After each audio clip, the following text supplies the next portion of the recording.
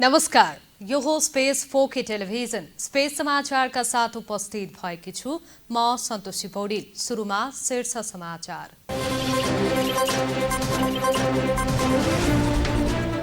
नागरिकता मुद्दामा सर्वोच्च अदालतद्वारा रवि लामिछानेको सांसद पद खारेज, उपप्रधान तथा गृहमन्त्रीबाट समेत पद मुक्त। राष्ट्रपतिको निर्वाचनका लागि राजनैतिक दलहरूबीच रस्साकस्सी, सर्वस्वीकार्य व्यक्तिलाई राष्ट्रपति बनाउने चर्चा। एकीकृत समाजवादी निकट विद्यार्थी संगठनद्वारा शिक्षा मन्त्रीको पुतला दहन, निजी क्षेत्रलाई पुस्तक छाप्न दिएर घुस खाएको आरोप।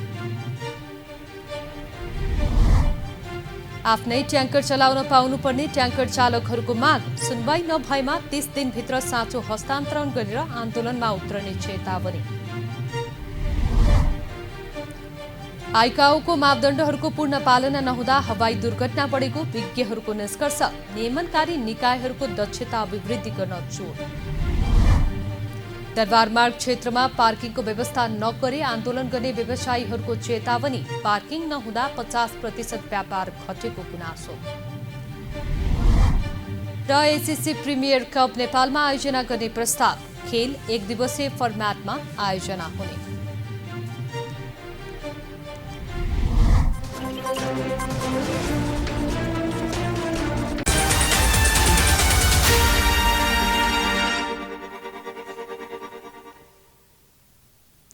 स्पेस समाचार सुरु गरौं सर्वोच्च अदालतको फैसला सम्बन्धी प्रसंगबाट।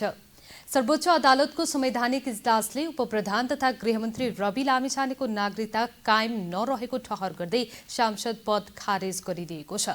लामिछानेले नेपाल नागरिकता पुनः स्थापित प्राप्तिको प्रक्रिया पूरा नगरेको भन्दै सांसद बन्न अयोग्य ठहर गरेको हो। यो सँगै उनी सांसद र उपप्रधान तथा गृहमन्त्री हुन अयोग्य भएका छन्। कायम मुकायम प्रधान न्यायाधीश हरिकृष्ण कार्की नेतृत्वको न्यायाधीशहरू विशम्बर प्रसाद श्रेष्ठ, ईश्वर खतिवडा, आनन्द मोहन भट्टराई र अनिल सिन्हा संलग्न संवैधानिक इजलासले उनी विरुद्ध परेको मुद्दाको फैसला गर्दै नागरिकता कायम नहुने ठहर गरेका हुन्। गृहमन्त्री रवि लामिछाने गत मङ्सिर 4 मा सम्पन्न निर्वाचनमा चितवन 2 बाट प्रतिनिधि सभा सदस्य उम्मेद्वार बन्दा उनीसँग नेपाली नागरिकता नभएको भन्दै उनको उम्मेद्वारी नै खारेज गर्न माग गर्दै अधिवक्ताहरू रविराज बसौला र युवराज पौडेलले रिट दायर गरेका थिए। रिटमाथि सुनवाई गर्दै सर्वोच्च अदालतको संवैधानिक इजलासले पुस 6 मा कारण देखाउ आदेश जारी गरेको थियो।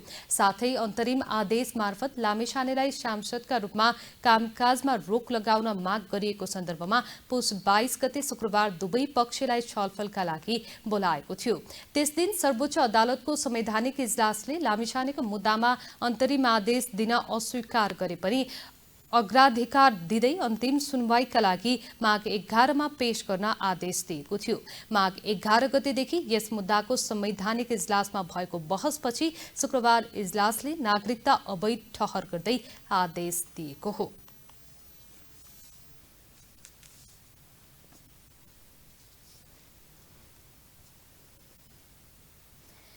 यति बेला हाम्रो सम्पर्कमा वरिष्ठ अधिवक्ता दिनेश त्रिपाठी हुनुहुन्छ। फोन सम्पर्कमा उहाँसँग हामी कुराकानी गर्ने प्रयास गर्नेछौँ। दिनेशजी, यहाँलाई स्वागत छ स्पेस 4K टेलिभिजनमा। धन्यवाद। र हामीले भर्खरै जानकारी प्राप्त गरेका छौँ रवि लामिछानेको संसद पद खारेज भएको छ, सँगसँगै गृहमन्त्रीको पद पनि र उपप्रधानमन्त्रीको पद पनि खारेज भएको छ। यो अवस्थालाई र यो चिजलाई, यो समाचारलाई तपाईँले कसरी लिनुभएको छ?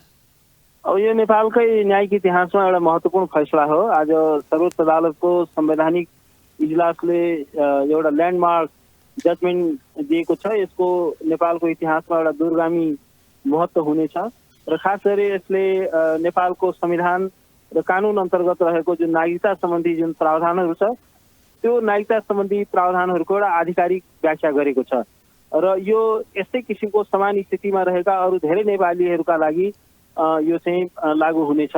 किनभने धेरै ठुलो संख्यामा नेपालीहरू जो विदेशको नागरिकता पनि ग्रहण गरेका छन्, विदेशको पासपोर्ट पनि ग्रहण गरेका छन् र नेपालको नागरिकता चाहिँ त्याग गरेको छैनन् र नेपालमा फर्केर आए पनि, नेपालमा बसिरहे पनि विदेशको नागरिकता र नेपाली नागरिकता, नेपाली पासपोर्ट र विदेशी पासपोर्टहरू सँगसँगै होल्ड गरिरहेको स्थिति छ। तर आजको यो फैसलाले एउटा रुलिङ दियो कि त्यो अब सम्भव छैन, किनभने एकसाथ दुईटा देशको राष्ट्रियता प्राप्त हुन सक्दैन। नेपालको कन्टेस्टमा नेपालको तपाईँ नेपाली नागरिक हुनुहुन्छ भने र यदि तपाईँले त्यसपछि विदेशको नागरिकता प्राप्त गर्नुभयो भने र विदेशको नागरिकता त्यागे पनि तपाईँको नागरिकता स्वतः क्रियाशील हुँदैन। तपाईँले एउटा प्रक्रियामा प्रवेश गरेर पुनः नेपालको नागरिकता प्राप्ति गर्नुपर्ने हुन्छ। रवि लामिछानेजीले के गर्नुभयो, उहाँले भन्नुभयो कि मैले विदेशको नागरिकता त्यागेँ, तर नेपालको नागरिकता पुनर्प्राप्ति गर्नको लागि जुन कानुनले जुन बन्दोबस्त गरेको छ, नागरिकता सम्बन्धी ऐनले र नियमावलीले जुन कानुनी बन्दोबस्तहरू गरेको छ, जुन एउटा अनिवार्य रूपमा पालना गर्नुपर्ने, बाध्यात्मक रूपमा पालना गर्नुपर्ने प्रावधानहरू हो, त्यसको उहाँले पालना गरेको स्थिति देखिएन। अदालतको फाइन्डिङ के रह्यो भने उहाँले विदेशको नागरिकता अमेरिकाको चाहिँ त्याग गर्नुभयो, त्यहाँको पासपोर्ट चाहिँ सरेन्डर गरे भन्नुभयो, तर त्यसपछि नेपालको नागरिकता प्राप्त गरेको देखिएन। र उहाँले के गर्नु भने पुरानै जुन उहाँको नागरिकता थियो त्यही नागरिकताको आधारमा उहाँले पार्टी दर्ता गर्नुभयो र त्यही नागरिकताको आधारमा उहाँले चाहिँ निर्वाचन प्रक्रियामा सहभागी हुनुभयो। र तर उहाँको चाहिँ त्यो नागरिकता त त्यो क्वास भइसकेको थियो, त्यो त रद्द भइसकेको नागरिकता हो। किनभने जब उहाँले विदेशको नागरिकता प्राप्त गरिसक्नुभयो, विदेशको पासपोर्ट प्राप्त गरिसक्नुभयो भने उहाँको त्यो त नेपाली नागरिकता त स्वतः इप्सो फ्याक्टो अर्थात् स्वतः त्यो चाहिँ के छ भने निष्क्रिय भइसक्यो, खारिज भइसक्यो।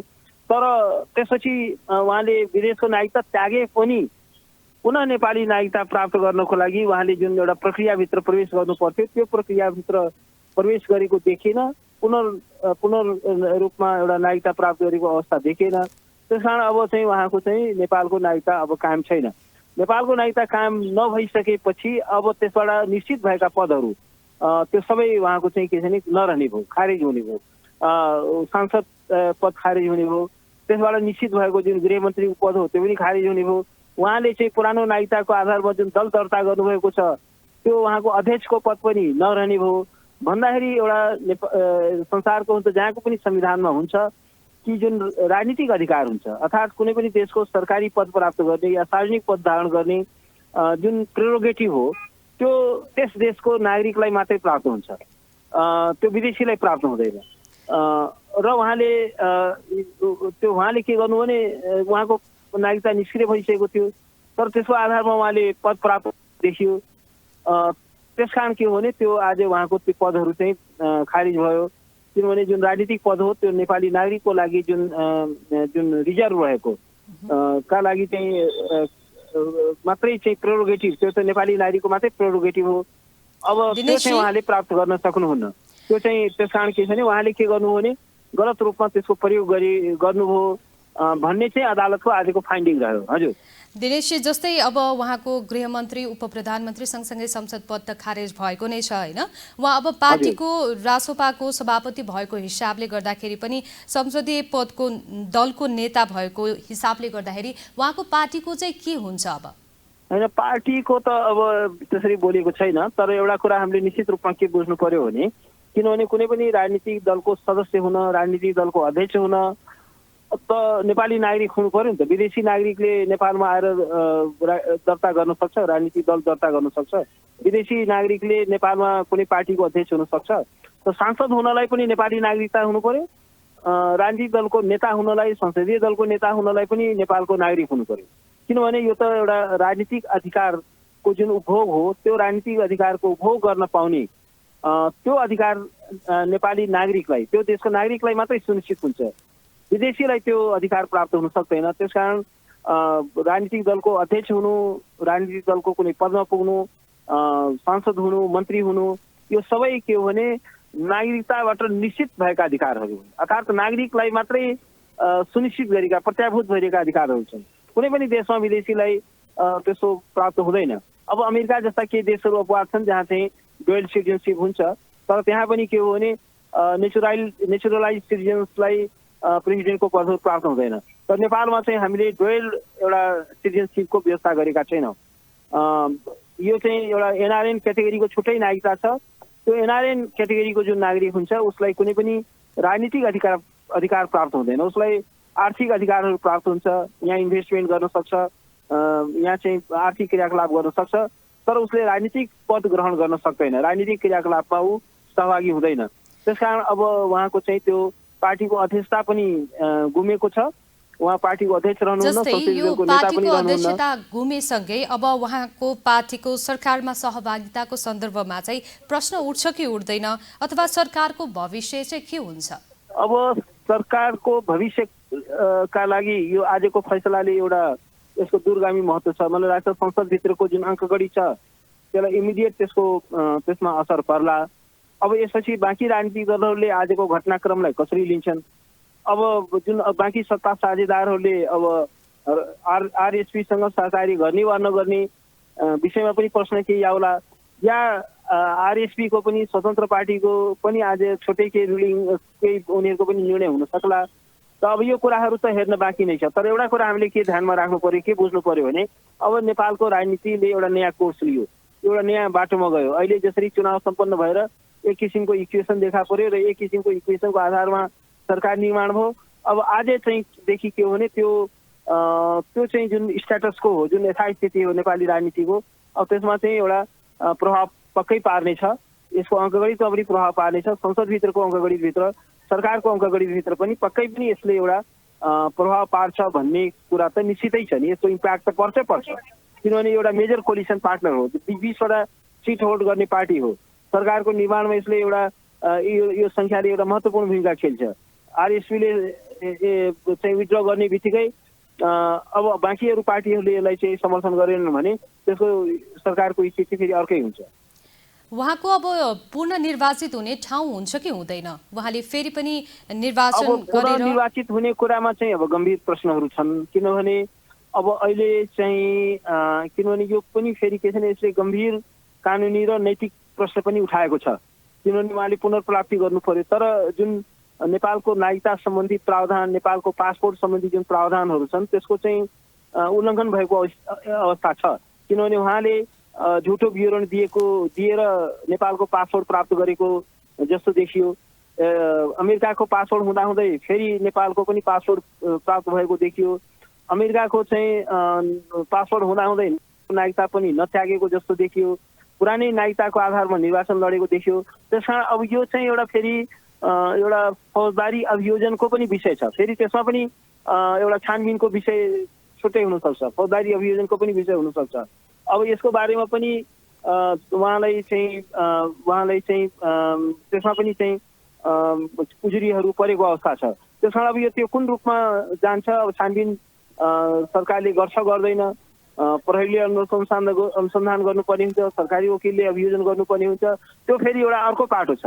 आज त सर्वोच्च अदालतले खालि उहाँको योग्यताको बारेमा मात्रै बोलेको हो।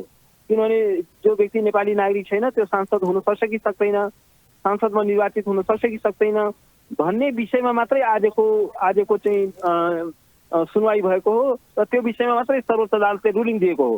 बाँकी प्रश्नहरू त फेरि जिउँका त्यो छन्। त्यसको बारेमा पनि उजुरी परिरहेको अवस्था छ। त्यसको अब छानबिन कसरी अगाडि बढ्छ, के बढ्छ? अब यो त कन्फ्लिक्ट अफ इन्ट्रेस्टको स्थिति थियो। उहाँ त के हो भने एउटा देशको नागरिक हुँदाहुँदै फेरि नेपालको नागरिकता पनि उहाँले कामै राख्नु भएको स्थिति छ।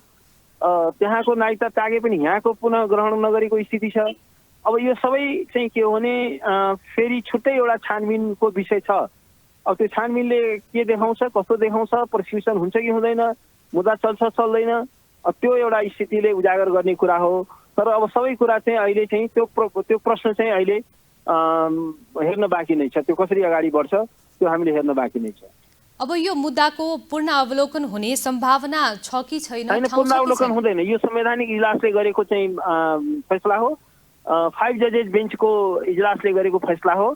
यो चाहिँ संविधान र कानुनको आधिकारिक व्याख्या हो र it is a part of the constitutional ल। संविधानको यो संवैधानिक इजलासले गरेको संविधानको जुन व्याख्या हुन्छ त्यो चाहिँ is part of the constitutional ल, पार्ट अफ द कन्स्टिट्युसन। संविधानको व्याख्या पनि संविधानको एउटा अङ्ग हो।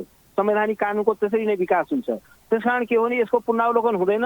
यो फैसला अन्तिम हो, यो फैसला उल्टिँदैन र आउने सुदूर भविष्यका सम्म पनि यो फैसलाले, यो रुलिङले चाहिँ नेपालको चाहिँ नागरिकता सम्बन्धी, राष्ट्रियता सम्बन्धी कानुनलाई चाहिँ यसले चाहिँ एउटा गाइडलाइन दिनेछ भन्ने मलाई लाग्छ। जानकारीका लागि धन्यवाद। उहाँ हुनुहुन्थ्यो वरिष्ठ अधिवक्ता दिनेश त्रिपाठीसँग हामीले कुराकानी गरेका थियौं। अब स्पेस समाचारका बाँकी प्रसंग। अहिले राष्ट्रपतिको निर्वाचनका लागि राजनैतिक दलहरूबीच रस्साकस्सी नै छ। राष्ट्रपति सहमति गरेर सर्वस्वीकार्य व्यक्तिलाई राष्ट्रपति बनाउने विषय पनि चर्चामा छ। प्रधानमन्त्री एवं नेकपा माओवादी केन्द्रका अध्यक्ष पुष्पकमल दाहाल प्रचण्ड राष्ट्रिय सहमतिको सरकार बनाउने तयारीमा जुटेको देखिन्छ। तर सरकार गठनका बेला राष्ट्रपति एमाले पाउने समझदारी भएका कारण यो समझदारी तोडिए समस्या आउने एमालेको दावी छ। राष्ट्रपतिको निर्वाचनसम्म यसरी नै अघि बढ्ने हो भने अहिलेको सत्ता गठबन्धनभित्र हलचलको स्थिति आउने देखिन्छ। एक रिपोर्ट। नेकपा माओवादी केन्द्रका अध्यक्ष एवं प्रधानमन्त्री पुष्पकमल दाहालले राष्ट्रपतिको निर्वाचनमा राष्ट्रिय सहमति खोजेर सर्वस्वीकार्य व्यक्ति राष्ट्रपतिमा उठाउने निर्णय गरेसँगै नेकपा एमाले चिडिएको छ। सत्ता बन्नुभन्दा अगाडि नेकपा एमाले राष्ट्रपति पाउने भनेर जुन खालको सहमति भइरहेको थियो त्यो सहमति विपरीत माओवादी केन्द्र अगाडि बढ्यो भने नेकपा एमाले सशंकित हुने देखिन्छ। नेकपा एमाले राष्ट्रपतिमा आफ्नो तर्फबाट उम्मेदवारी दिने र आफूले नै राष्ट्रपति पाउने सहमति भइरहेका बेला नेकपा माओवादी केन्द्रको यो निर्णयले सत्ता साझेदार दलहरूमा केही खटपट आउने देखिन्छ। राष्ट्रपतिको विषयमा स्थिति राष्ट्रिय सहमति कायम गर्ने मूलभूत रूपमा धेरै कमजोरको आवाज आएको छ। राष्ट्रिय सहमति भनेपछि काङ्ग्रेस एमाले भन्ने हुन्न, एमाले सहितको एमाले बाहेक हुँदै होइन, धोका दिएको भन्ने प्रश्नै आउँदैन।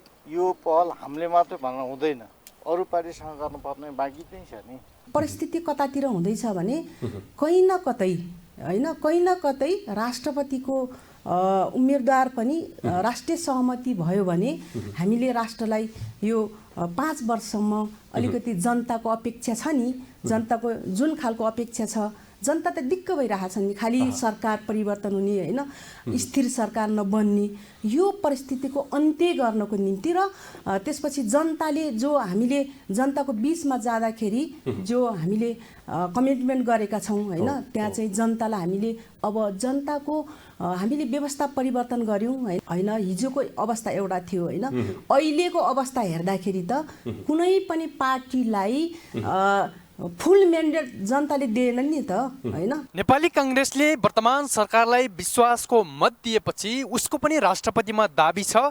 यही सरकारबाट राष्ट्रपतिमा सहमति खोज्ने प्रयासमा नेपाली कांग्रेस देखिन्छ। त्यसै अनुरूप नेकपा एमाले कांग्रेसलाई लिएर थप चिडिएको देखिन्छ र नेकपा एमाले अहिलेकै गठबन्धनलाई निरन्तरता दिने परिस्थितिमा देखिन्छ। त्यसका लागि उसले सत्ता साझेदार दलहरूमा रहेका शीर्ष नेताहरूलाई आफ्नो खेमामा राख्ने रणनीति अख्तियार गरिरहेको छ। एमाले अध्यक्ष केपी शर्मा ओली र प्रधानमन्त्री प्रचण्ड बीच बारम्बार यही विषयमा छलफल गर्नका लागि भेटवार्ताहरू भइरहेका छन्। अब राष्ट्रपतिको निर्वाचनसम्म यो परिस्थिति यसै अनुसार अगाडि बढ्छ या अन्तिम समयमा टुङ्गिन्छ, त्यो विषय हेर्न बाँकी नै छ। यो गठबन्धन बन्दा नै हामीले के कुरा सहज ढङ्गले लिन सक्छौँ भन्दाखेरि सत्ता साझेदार दलहरूका बीचमा न्यूनतम सहमति जे भएका छन् त्यसै अनुरूप नै अगाडि बढ्छ। कांग्रेसको साथीहरूले त्यो अपेक्षा गर्नु चाहना गर्नु स्वाभाविकै होला। लोकतान्त्रिक व्यवस्थाभित्र यो मैले प्राप्त गर्छु भनेर लाग्ने कुरालाई हामीले अन्यथा ठान्नु हुँदैन, त्यसलाई स्वाभाविक ढङ्गले नै लिउँ। तर कांग्रेसको साथीहरूले अब हामीलाई ऋण तिर्न बाँकी छ भन्ने ढङ्गले उपस्थित हुनु त्यति उपयुक्त होइन कि। राष्ट्रपतिको निर्वाचनमा राष्ट्रिय सहमति कायम गर्ने प्रधानमन्त्री प्रचण्डको अडान कायमै रह्यो भने अन्तिम समयसम्म यो सत्ता गठबन्धनमा केही हलचल आउनेछ।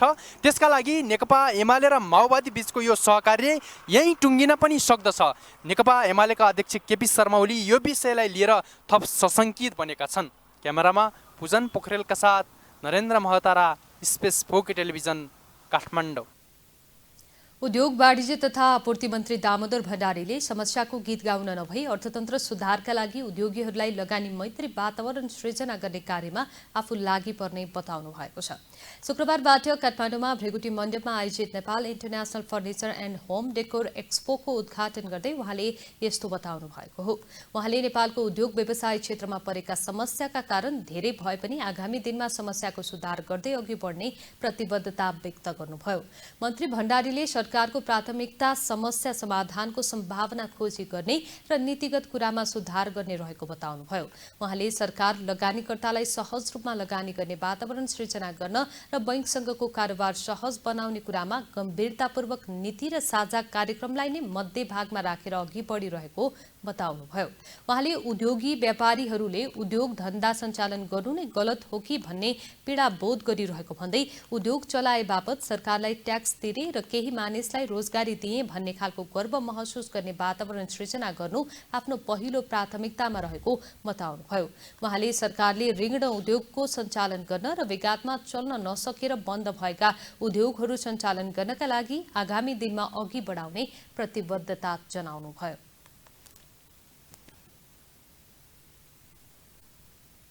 नेपालको उद्योग क्षेत्र व्यावसायिक क्षेत्रमा परेको सङ्कट यसका कारणहरू थुप्रै होलान्। हिजो भूकम्पका कारणले या कोरोना महामारीका कारणले र अन्य कारण पनि होलान्। नेपालको अर्थतन्त्र आज जुन अवस्थामा पुग्यो, व्यापार घाटा जसरी चुलियो र नेपालको जनशक्ति जसरी बाहिरियो, यी कारणहरूमै हामी यो समस्याका गीत गाएर होइन, त्यसको समाधानको सम्भावनालाई पनि हामी खोज्छौँ। मन्त्री भण्डारीले सरकारले उद्योग चलाउने नभई उद्योगीहरूलाई प्रोत्साहित गर्ने र नीति कानून फुकाइदिने काम गर्ने बताउनुभयो। उहाँले उद्योग मन्त्रालयको मातहतमा रहेका जग्गाहरूलाई निर्यात गर्ने वस्तुहरूको भण्डारणका लागि ठाउँ हेरिरहेको बताउनुभयो। एक्सपो 3 दिनसम्म भृकुटी मण्डपमा सञ्चालन हुनेछ। नेकपा एकीकृत समाजवादी निकट विद्यार्थी संगठन अनिराज सोब्यूले शिक्षा मन्त्री शिशिर खनालको पुतला दहन गरेको छ। शुक्रबार रत्नराज्य क्याम्पस अगाडि अनिराज सोब्यूका विद्यार्थी नेताहरू भेला भई शिक्षा मन्त्री खनालको पुतला दहन गरेका हुन्। उनीहरूले शिक्षा मन्त्री खनालले सरकारमा गएर गरेको पहिलो निर्णय नै जनताका लागि अभिशाप भएको आरोप लगाएका छन्। शिक्षा मन्त्री खनालले 1 देखि कक्षा 5 सम्मको पाठ्यपुस्तक निजी क्षेत्रलाई छपाईका लागि दिने निर्णय गर्नुभएको थियो। सो निर्णयपछि निजी क्षेत्रलाई पाठ्यपुस्तक छपाउन दिएर घुस खानका लागि यस्तो निर्णय गरेको र यो निर्णयले झनै विद्यार्थीहरूलाई महँगो मूल्यमा पुस्तक किन्न बाध्य हुनुपर्ने अवस्था आउने भन्दै विद्यार्थी नेताहरूले विरोध जनाएका छन्। शिक्षा मन्त्रीको पुतला दहनपछि सञ्चारकर्मीहरूसँग बोल्दै नेकपा एकीकृत समाजवादी निकट विद्यार्थी संगठन अनिराज सोब्यूका अध्यक्ष सुदेश पराजुलीले जनक शिक्षा सामग्रीमा भएको अनियमितता हटाउनुको साटो मन्त्रीले निजी क्षेत्रलाई पुस्तक छपाउन दिई कमिसन खान लागेको आरोप लगाउनुभयो। अध्यक्ष पराजुलीले सरकार बनेको छोटो समयमै गलत निर्णय भएको भन्दै त्यसलाई आफूहरूले स्वीकार्न नसक्ने बताउनुभयो। अध्यक्ष पराजुलीले प्रधानमन्त्री पुष्पकमल दाहाल नेतृत्वमा रहेका मन्त्रीहरूले जनताबाट कमिसन खाएर वर्गीय रसायन भत्काउने काम गरेको भन्दै निर्णय फिर्ता लिन आग्रह गर्नुभयो। उहाँले जनक शिक्षा सामग्री केन्द्रलाई बलियो, सशक्त र गरीब जनताका छोराछोरीको हातमा पुस्तक समयमै पुग्ने गरी काम गर्न आग्रह गर्नुभयो। अब पालो सम्पादकीयको।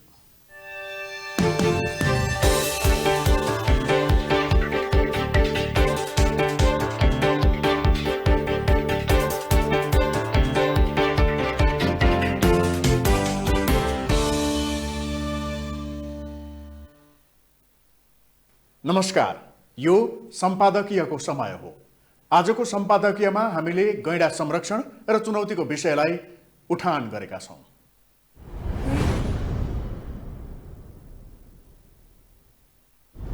अस्तित्वमा रहेका सबै प्राणी र वनस्पतिको पर्यावरणीय महत्त्व र योगदान पनि छ, तर विभिन्न कारणले कतिपय वन्यजन्तु र वनस्पति लोपोन्मुख सूचीमा छन्। त्यसमध्येको एक गैंडा पनि हो। अवैध शिकार र वासस्थानको कमीका कारण पछिल्लो समय गैंडा मर्ने क्रम तीव्र भएको छ। यही माघ 6 गते चोरी शिकारी गर्नेहरूले चितवन राष्ट्रिय निकुञ्जमा गैंडा मारेका छन्। यसले फेरि एकपटक तस्कर र शिकारीहरू पल्किएको देखिएको छ। अन्य विभिन्न कारणले पनि गैंडा मर्ने क्रम जारी छ। निकुञ्जमा गत आर्थिक वर्षमा 34 गैंडा मरेका छन्। त्यसअघि प्राकृतिक कारणबाट मात्रै 33 गैंडा मरेका थिए। एकै वर्षमा सबैभन्दा बढी 43 वटासम्म गैंडा मरेको तथ्याङ्क छ। गैंडा संरक्षणमा पछिल्लो समय निकै राम्रो काम गरिरहेको नेपालका लागि यो चिन्ताको विषय हो। लोपोन्मुख एक सिङ्गे गैंडा सन् 2015 मा 645 को संख्यामा रहेकोमा पछिल्लो गणनामा 752 पुगेको छ, जसमध्ये 694 चितवन राष्ट्रिय निकुञ्जमा छन्। निकुञ्जमा चोरी शिकारी सम्बन्धी जनचेतना सहितको इकाइले काम गर्छ। दैनिक पैदल, साइकल, डुङ्गा, हात्ती र गाडीबाट नियमित गस्ती गरिँदै आएको छ। कुकुर सहितको अनुसन्धान गर्ने युनिटहरू छन्। नेपाली सेना र कर्मचारीको संयुक्त र एकल गरी 57 वटा पोस्ट छन्। यत्तिका साधन स्रोत र त्यसको परिचालन हुँदा पनि चोरी सिकारीका साथै अन्य विभिन्न कारणले गैँडा मर्नुले निकुञ्जको कमजोर सुरक्षा व्यवस्थालाई देखाउँछ।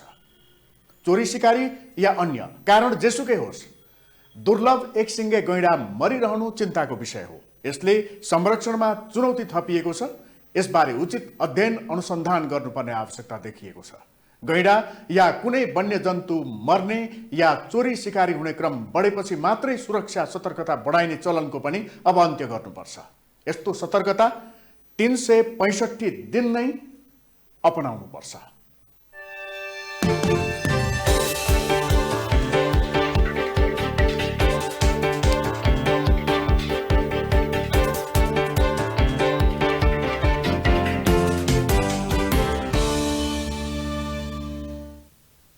स्पेस समाचारका बाँकी प्रसङ्गका साथ उपस्थित हुने नै छौं। अहिले भने फेरि एकपटक शीर्ष समाचार।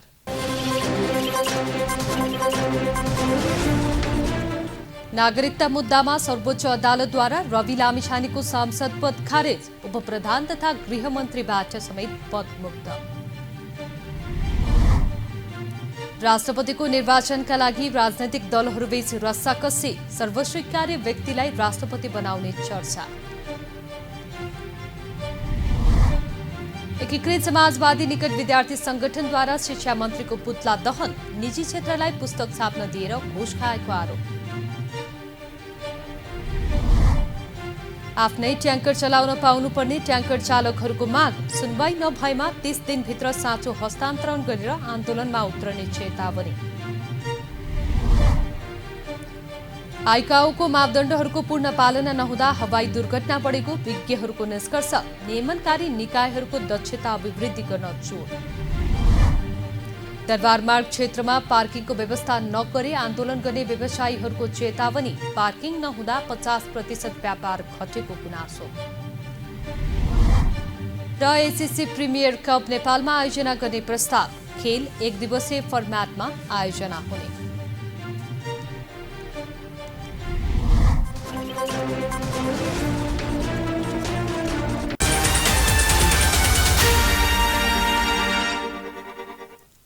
अब स्पेस समाचारका बाँकी प्रसङ्ग।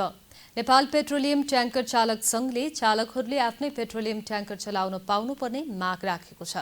काठमाडौँमा आयोजित नेपाल पेट्रोलियम ट्याङ्कर चालक संघको दोस्रो राष्ट्रिय महाधिवेशन समुद्घाटन समारोहमा बोल्दै नेपाल पेट्रोलियम ट्याङ्कर चालक संघका अध्यक्ष ईश्वर लामाले चालकहरूले आफ्नै ट्याङ्कर चलाउन पाउनुपर्ने बताउनुभयो। उहाँले सधैँ परनिर्भर हुनुभन्दा आफूहरूको भविष्यको लागि आत्मनिर्भर हुनुपर्ने भएकाले आफ्नै ट्याङ्कर चलाउन पाउनुपर्ने आफूहरूको माग रहेको बताउनुभयो। उहाँले देशभर 1900 जना पेट्रोलियम ढुवानी गर्ने चालकहरू रहेको उल्लेख गर्दै उहाँहरूको भूमिका महत्वपूर्ण रहेको बताउनुभयो।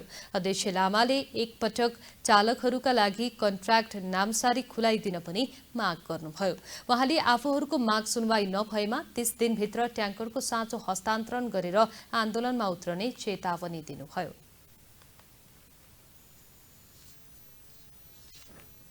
हामी जुन बाध्य रूपले पनि जुन यो आमाले पनि एउटा आमाले पनि बच्चा हुनेपछि मात्रै दुध खुवाउँछ भने जस्तै हामी यो मजदुर तपाईँहरूको जुन एउटा आइम निगमको चालकहरू पनि एउटा अङ्ग हो। त्यसै गरी तपाईँले यो कुरा हाम्रो सुनाइ भएन भने पनि यो मञ्चबाट म अहिले चालक साथीलाई भन्न चाहन्छु, यसको 30 दिनभित्र नै यो कुरो भएन भने हामी बाध्य भएर ट्याङ्करको चालकको साथीहरूले ट्याङ्करको साँचो चाहिँ हस्तान्तरण गर्नुपर्छ र हामी बाटोमै आउनुपर्छ भन्न चाहन्छु।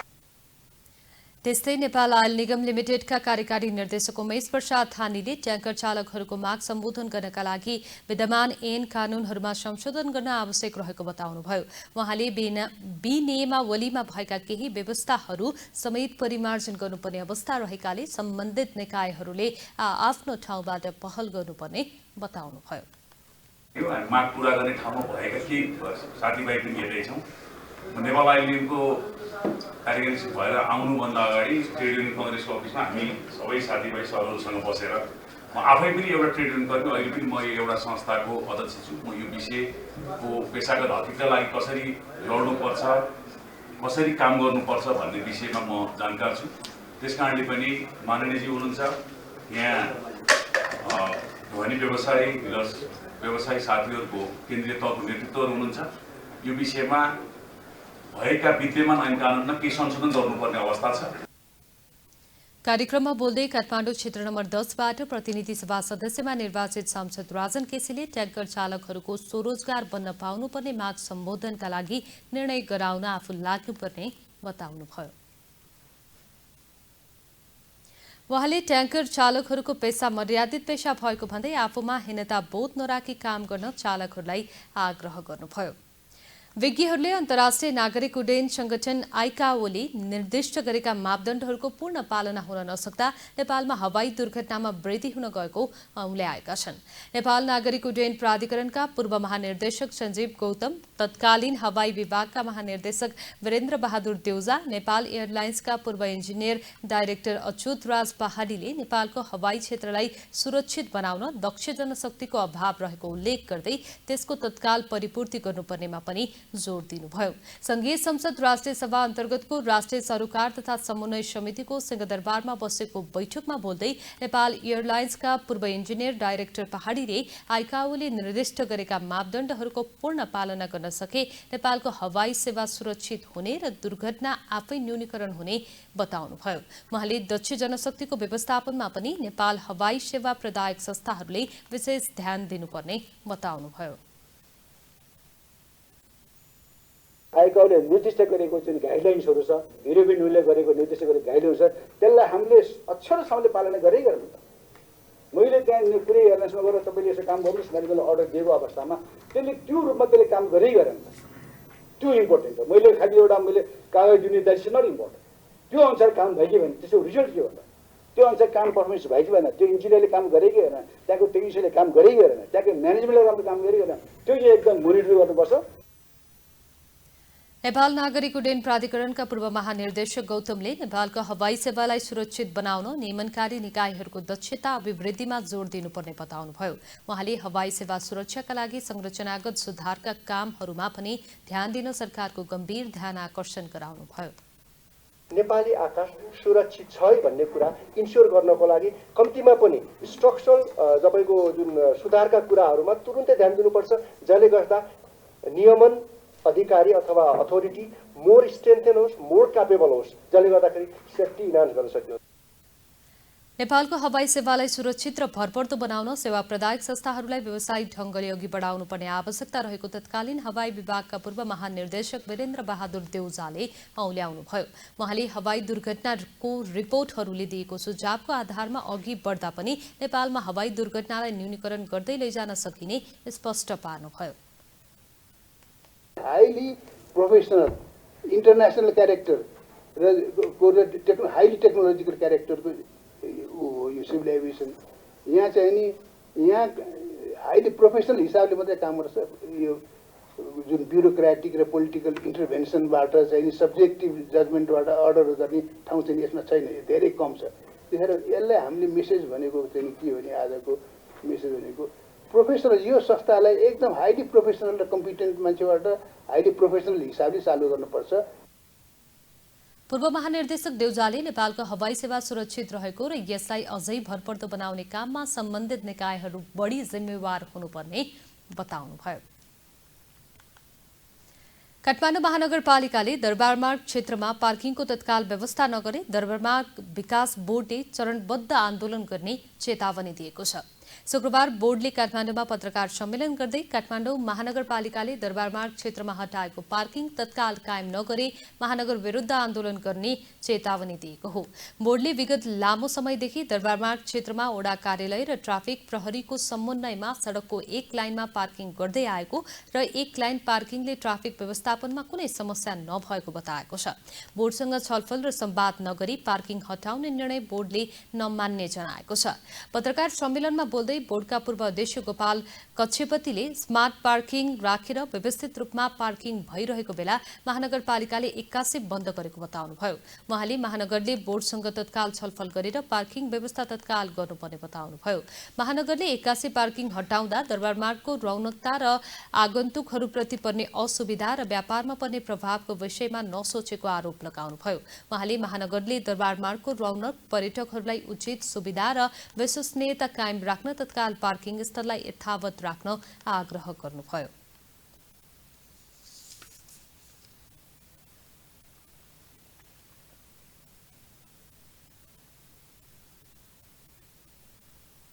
दरबार मार्ग क्षेत्रको रौनक र विश्वसनीयता कायम गर्न यस क्षेत्रमा आउने ग्राहक तथा पर्यटकहरूलाई उचित सुविधा दिनु हरेक स्थानीय सरकारको कर्तव्य हुन आउँछ। पहिले भइरहेको पार्किङ स्थललाई यथावत कायम गर्न यस दरबार मार्ग क्षेत्र विकास बोर्ड हार्दिक अपिल गर्दछ। अन्यथा चरणबद्ध आन्दोलनहरू हामी गर्न बाध्य हुनेछौँ। उहाँले महानगरले दरबार मार्ग क्षेत्रका पार्किङ हटाउँदा त्यस क्षेत्रको व्यापार 50% खुम्चिएको बताउनुभयो। उहाँले पार्किङ नहटाउँदा दरबार मार्गमा मात्र दैनिक 10 देखि 12 करोडको व्यापार हुने गरेको बताउँदै अहिले 4-5 करोडमा सीमित हुन पुगेको र पार्किङ नहुँदा ग्राहक पनि आधाभन्दा बढी घटेको बताउँदै व्यवसायको व्यापार मात्र नभई सरकारले राजस्व समेत घटेको बताउनुभयो। देशको अर्थतन्त्र धराशयी भएको छ। बेरोजगारी आदिका कारण युवाहरू निराश छन्। लाखौं नागरिक विदेशी न बाध्य छन्। प्रेम आचार्यको आत्मदाहबारे सुनसरीका बासिन्दा भन्छन् राजनीतिक दल, नेता र सरकार अब सचिनुपर्छ। एक रिपोर्ट। इलामका प्रेम आचार्यको आत्मदाहले देशमा एउटा बहस छेडेको छ। देशमा अनेकौं सम्भावना भए पनि व्यवस्थापनको अभावमा अवसर सृजना हुन सकेको छैन। त्यसैले यस प्रकारका अप्रिय घटनाको प्रमुख दोषी सरकार नै भएको सर्वसाधारणको बुझाइ छ। हामी जनता मासु भातमा बिकेका छौँ। हामी कुन राम्रो कुन नराम्रो चिन्दैनौँ। हामी बस पैसा मासुमा बिकेर एक खराब व्यक्तिलाई हामी भोट हाल्छौँ र आखिर उही विजय हुन्छ र अन्तिममा उसले के आफ्नो गर्नुपर्ने कर्तव्यहरू निभाउन सक्दैन। यस्तै यस्तै खराब व्यक्तिहरू उठेर जितेर अहिले संसद भवनमा सांसद भएका छन्। हुँदै हुँदै उनीहरू प्रधानमन्त्री हुन्छन्। आखिर हामी जनताले हामीले सक्षम युवालाई भोट हालेर जिताएको भए अहिले यो दिन यस्तो देख्नु पर्दैन थियो। लाखौँ मानिसहरूले आफ्नो पीडामा बसिरहेका छन्। उचित नीति तथा कार्यक्रम, आवश्यकता अनुसारको बजेट अनि त्यसको कार्यान्वयन नभएका कारण विशेष गरी युवा वर्गमा चरम निराशा छ। आम मानिस चरको मूल्य वृद्धिको मारमा छन् तर उचित सम्बोधन छैन। रोजगारी सृजना गर्ने त परै जाओस्, स्वरोजगारहरूलाई पनि शासन सत्तामा रहेकाहरूले दुरुत्साहन गरेको उनीहरूको आरोप छ। अब देशमा केही गर्छु भनेर बस्नेहरूको लागि करहरू थपिदिने, अब जस्तै लकडाउनमा कति मानिसहरूले किस्ताहरू तिर्नु पर्यो, अब थपिरहेछ, व्यवहारहरू लथालिङ्ग भयो। त्यसमा सरकारले अलिकति ध्यान आकर्षण गरिदिएको थियो भने आज प्रेम प्रसाद आचार्य जस्तो मान्छेको चाहिँ संसद भवन अगाडि मृत्यु हुँदैन थियो, आत्मदाह हुँदैन थियो। सरकारले पनि अलिकति आफूले आफ्नो देशमा के गर्दाखेरि चाहिँ राम्रो हुन्छ, कसो गर्दाखेरि चाहिँ राम्रो हुन्छ, मेरा देशका जनताहरूको चाहिँ के छ इच्छा आकाङ्क्षा, त्यो कहिले पनि सरकारले पुरा गर्न पनि खोजेन र बुझ्न पनि खोजेन। सुदृढ अर्थव्यवस्था र युवा उद्यमी मैत्री कानून निर्माण नगरे यस्ता घटना अझै हुन सक्ने सर्वसाधारणको बुझाइ छ। सरकार बनाउने र ढाल्ने खेलमा सीमित देशको राजनीति र राज्यका प्रत्येक निकायमा जरा गाडेर बसेको भ्रष्ट मनस्थितिको अन्त्य गर्नुपर्छ। आश्वासन र भाषणलाई अब विकासका काम कार्यान्वयनमा रूपान्तरण गर्नुपर्नेमा सर्वसाधारणहरूको जोड छ। स्पेस 4 के टेलिभिजनका लागि सुनसरीबाट मोहन अधिकारीको रिपोर्ट। स्पेस समाचारका बाँकी प्रसङ्गका साथ उपस्थित हुने नै छौं। अहिले भने फेरि एकपटक शीर्ष समाचार।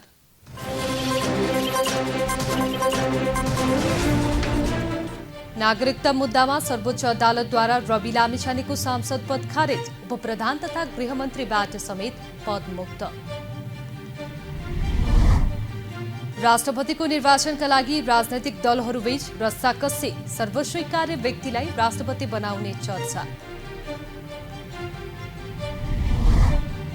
एकीकृत समाजवादी निकट विद्यार्थी संगठनद्वारा शिक्षा मन्त्रीको पुतला दहन, निजी क्षेत्रलाई पुस्तक छाप्न दिएर घुस खाएको आरोप।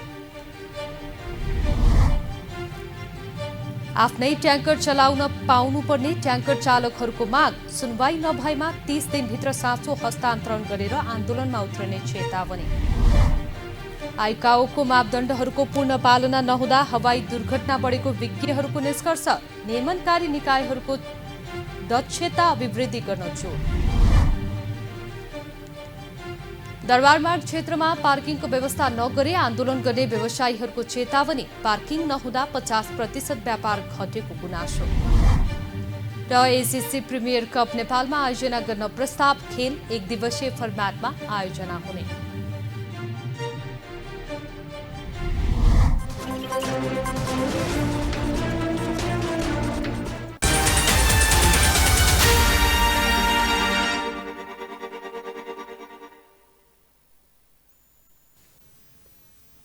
अब स्पेस समाचारका बाँकी प्रसङ्ग।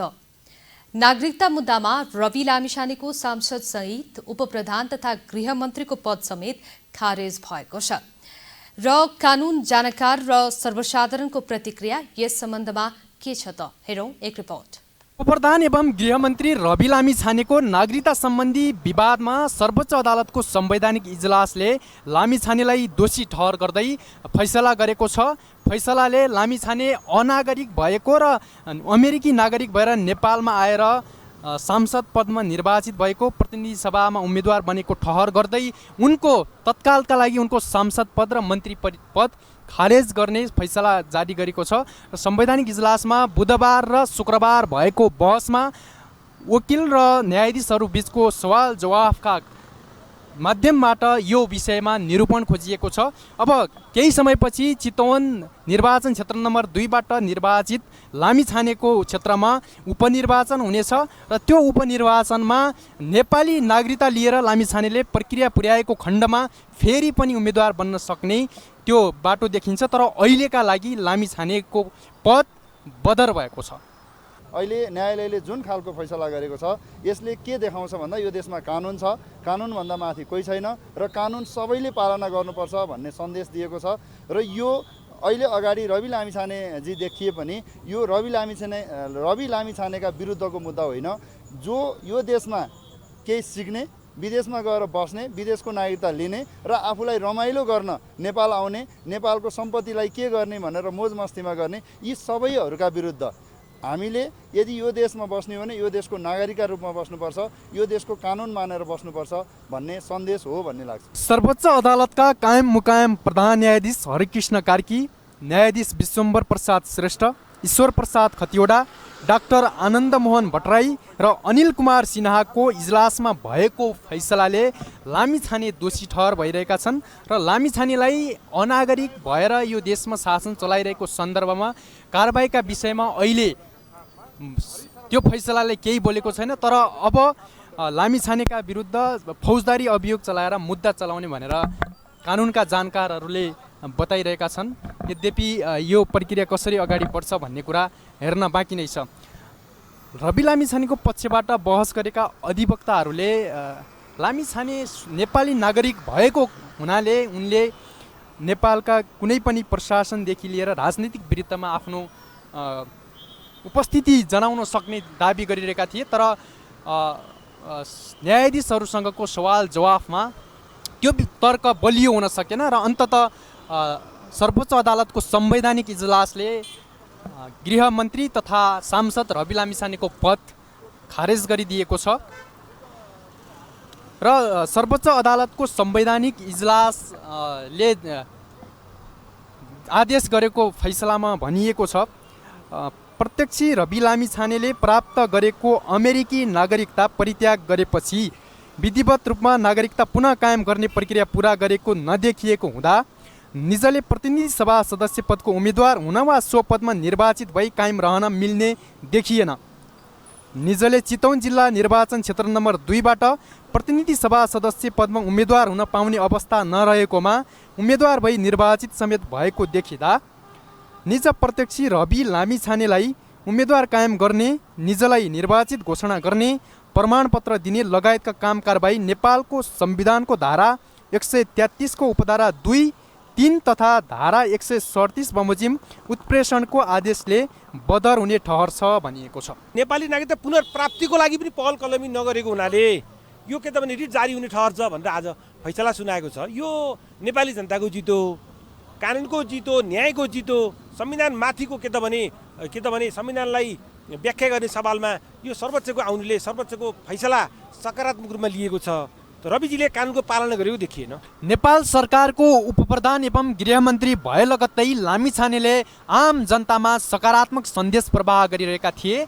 केही गर्नुपर्छ भन्ने हुटुटी लामिछानेमा थियो, तर प्रक्रिया पुर्याएर नागरिकता नलिइसके पश्चात अहिले सर्वोच्च अदालतले उनको सांसद र मन्त्री पद खारेज गरेको छ। यो उनको पद खारेज हुँदै गर्दा आम नागरिकमा एउटा निराशा उत्पन्न भइरहेको छ। केही गर्छु भन्ने हुटुटेका साथ सिंहदरबार प्रवेश गरेको एउटा व्यक्तिलाई सर्वोच्च अदालतको संवैधानिक इजलासले लगाम लगाइदिए पश्चात नेपाली राजनीतिक वृत्तमा त्यसका साथसाथै आम नागरिकहरूमा निराशा उत्पन्न हुनु स्वाभाविक विषय हो। आम नागरिक के भन्छन् यो विषयलाई लिएर, आम नागरिकमा कस्तो उत्साह देखिन्छ अथवा निराशा देखिन्छ, थोरै हामी उनीहरूको प्रतिक्रिया लिन्छौँ। नमस्कार। नमस्कार। तपाईँको परिचय? मेरो नाम मोहम्मद साइद रजा, मेरो घर चाहिँ बारा जिल्ला। आज सर्वोच्च अदालतले उपप्रधान एवं गृहमन्त्री रवि लामिछानेको मुद्दामा फैसला गर्यो। फैसलाले उनी सांसद र मन्त्री दुवै नहुने गरी पद नै खारेज गरिदिएको छ। यो विषयलाई लिएर तपाईँको धारणा चाहिँ के छ? पक्कै पनि नेपाली जनतामा एउटा नयाँ जुन किसिमको होप आएको थियो, आशा पलाएको थियो, त्यो पक्कै पनि आशामा केही बेरको लागि भए पनि विराम लागेको छ जस्तो मलाई लाग्छ। जस्तो केही नयाँ कामहरू सुरुवात गर्नुभएको थियो परिणाम दिने तरिकाले। अब नेपाली नागरिकता लिन प्रक्रिया नपुर्याउँदाखेरि यो समस्या झेल्नु परेको हो होइन? सर्वोच्च अदालतले जुन फैसला गर्यो त्यो फैसलाको विषयमा तपाईँको टिप्पणी चाहिँ के छ?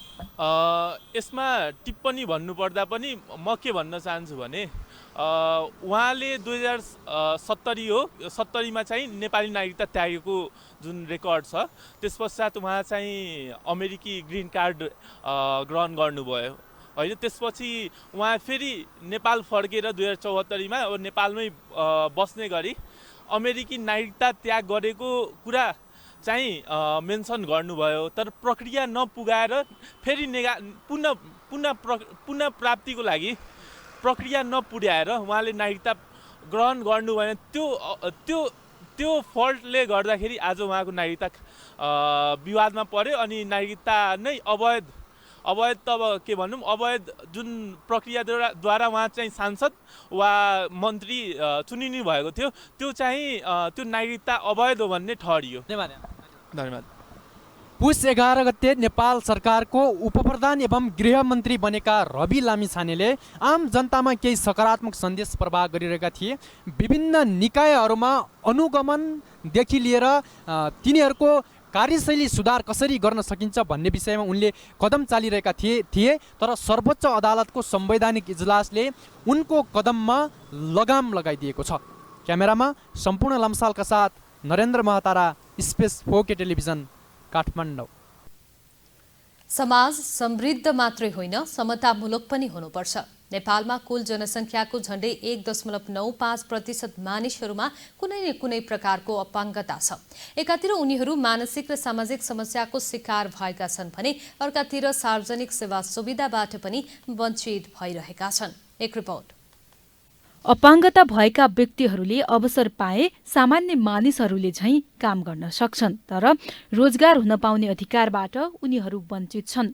उनीहरूसँग भएको क्षमताप्रति रोजगारदाताहरूको विश्वास कम छ। अब रोजगारी दिने र नदिने संस्थाहरूबीच अन्तर्क्रियाका साथै आरक्षण सुनिश्चित गर्नुपर्ने आवाज उठ्न थालेको छ। लेप्रोसी मिसन नेपाल लगायत विभिन्न सङ्घ संस्थाहरू जो चाहिँ अपाङ्गताको क्षेत्रमा नै काम गरिरहनु भएको छ, रोजगारीको क्षेत्रमा काम गरिरहनु भएको छ, सिपको क्षेत्रमा काम गरिरहनु भएको छ, उहाँहरूसँग हामीले सहकार्य गर्ने पोसिबिलिटी पनि छ र आवश्यकता पनि छ। हामी सहकार्य गर्न रेडी पनि छौँ भनेर हामीले यो खालको कुरा पनि भएको थियो र आज पनि यो यहाँमा प्रस्तुत पनि गर्न चाहन्छु। लेप्रोसी नेपाल, अपाङ्गता महासंघ र उद्योग वाणिज्य महासंघले काठमाडौँमा आयोजना गरेको कार्यक्रममा सरोकारवालाहरूले अपाङ्गता भएका व्यक्तिहरूको रोजगारी सुनिश्चित गरिनुपर्ने बताए। लेप्रोसी नेपाल र रोजगारविहीन अपाङ्गता भएका व्यक्तिहरूका लागि ऊर्जाशील अवसर फाउन्ड परियोजनाले अपाङ्गता भएका व्यक्तिहरूको क्रियाशीलतामा विशेष जोड दिँदै आएको छ। हामीले चाहिँ लेप्रोसी मिसन मार्फत धेरैजसो समाजमा अनि विभिन्न विशेष गरी समुदायमा चाहिँ हामीले रिहेबिलिटेसनका कार्यक्रम गर्दा गर्दै हामीले अब हामी चाहिँ एम्प्लोयरहरूसँग यस देशका विशेष गरी यस देशलाई निर्माण गर्ने चाहिँ जमर्को उठाएका व्यक्तित्वहरूसँग पनि हामी सहकार्य गर्नुपर्छ भनेर हामी चाहिँ उद्योग वाणिज्य महासङ्घसँग चाहिँ पार्टनरसिपमा आएका हौँ। अपाङ्गता भएका व्यक्तिहरूको कार्यक्षमताबाट सन्तुष्ट रोजगारदाताहरूको अनुभवलाई अन्य रोजगारदातामा पनि पुर्याउनु पर्नेमा सरोकारवालाहरूको जोड छ। अपाङ्गता भएका व्यक्तिहरूको हस्तकला, सिप, ज्ञान र उत्पादन गरेका गुणस्तरीय सामग्रीको प्रचार प्रसार गर्न सके अहिलेको अवस्थामा उल्लेख्य प्रगति हुन सक्छ। स्पेसबुक टेलिभिजनका लागि क्यामेरामा सुरेन्द्र राउतका साथमा प्रकृति भाट, काठमाडौँ। अब खेलकुदका समाचार।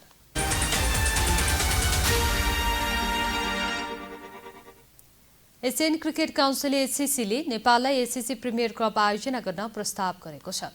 नेपाल क्रिकेट संघ क्यानका अध्यक्ष चतुर बहादुर चन्दले नेपाललाई एसिसी प्रिमियर कप आयोजना गर्न प्रस्ताव आएको बताउनुभयो। चन्दले एसिसीबाट आएको प्रस्तावमा छलफल भइरहेको समेत जानकारी दिनुभयो। नेपाली क्रिकेटलाई फेरि लयमा ल्याउन आइसिसी विश्वकप लिग 2 को 2 सिरिज आयोजना गर्ने प्रस्ताव गरेको चन्दले बताउनुभयो। पहिलो पटक आयोजना हुन लागेको ACC premier cup Asia cup तथा इमर्जिङ टिम्स एसिया कपको छनौट खेल हो।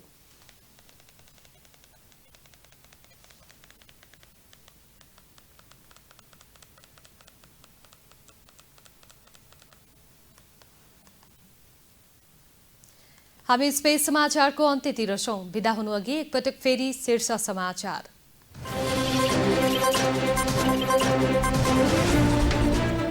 नागरिकता मुद्दामा सर्वोच्च अदालतद्वारा रवि लामिछानेको सांसद पद खारेज। उपप्रधान तथा गृहमन्त्रीबाट समेत पद मुक्त। राष्ट्रपतिको निर्वाचनका लागि राजनैतिक दलहरूबीच रस्साकस्सी। सर्वस्वीकार्य व्यक्तिलाई राष्ट्रपति बनाउने चर्चा। एकीकृत समाजवादी निकट विद्यार्थी संगठनद्वारा शिक्षा मन्त्रीको पुतला दहन। निजी क्षेत्रलाई पुस्तक छाप्न दिएर घुस खाएको आरोप। आफ्नै ट्याङ्कर चलाउन पाउनुपर्ने ट्याङ्कर चालकहरूको माग। सुनवाई नभएमा 30 दिनभित्र साँचो हस्तान्तरण गरेर आन्दोलनमा उत्रने चेतावनी। आइकाओको मापदण्डहरूको पूर्ण पालना नहुँदा हवाई दुर्घटना बढेको विज्ञहरूको निष्कर्ष। नियमनकारी निकायहरूको दक्षता अभिवृद्धि गर्न जोड। दरबारमार्ग क्षेत्रमा पार्किङको व्यवस्था नगरे आन्दोलन गर्ने व्यवसायीहरूको चेतावनी। पार्किङ नहुँदा 50% व्यापार घटेको गुनासो। र एसिसी प्रिमियर कप नेपालमा आयोजना गर्ने प्रस्ताव। खेल 1 दिवसीय फर्म्याटमा आयोजना हुने।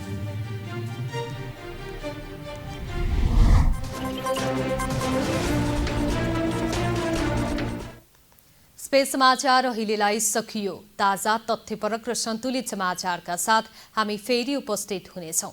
हेर्दै गर्नुहोला स्पेस 4K टेलिभिजन। नमस्कार।